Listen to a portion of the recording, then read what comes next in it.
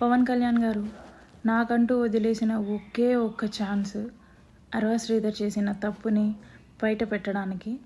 అదే త్రిసభ్య కమిటీ, జనసేన త్రిసభ్య కమిటీ ఆన్ అరవ శ్రీధర్. ఇంకా దాని వివరణ రాకముందే, ఇంకా దాన్ని ఫైనల్ జడ్జ్మెంట్ రాకముందే స్టిల్ ఎంత చెప్పినా సరే ఒక మనిషికి అదే పని రిపీట్ చేస్తూ ఉన్నాడు అంటే అతనికి పార్టీ నుంచి ఒక లెటర్ అయినా వచ్చి ఉండాలి, ఇండైరెక్ట్గా లెటర్ అయినా వచ్చి ఉండాలి.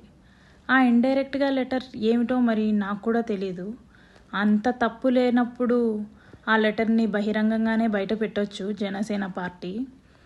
కానీ అలా ఇండైరెక్ట్గా లెటర్ అనేది రిలీజ్ చేసిందో మరి వీళ్ళే అన్నీ వదిలేసుకొని బయట అలా కండువ కప్పుకొని ఒక కొత్త జెండా ఆవిష్కరిస్తూ తిరిగేస్తున్నారో నాకు అర్థం కావట్లేదు.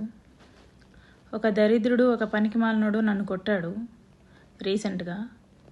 వాడేదో పెద్ద సాధించేశాను, ఇంకిది మాట్లాడదు, నేనేం చేసినా సరే ఇది అసలు మాట్లాడే పొజిషన్లో లేదు, భయపడిపోయింది, ఇంకా కోడూరులో తిరగదు అనేసి అనుకుంటున్నారేమో. ఈసారి కొట్టడానికి రండి, నేను నా నోట్తో కాదు చేతికే పని చెప్తాను ఖచ్చితంగా. పరువు పోతుందని అవసరంగా ఒక్క దెబ్బ పడినా సరే మీ మీద మీ పరువు పోతుంది, మీ పార్టీ పరువు పోతుంది. అలాంటి పరిస్థితులు తెచ్చుకోవద్దండి.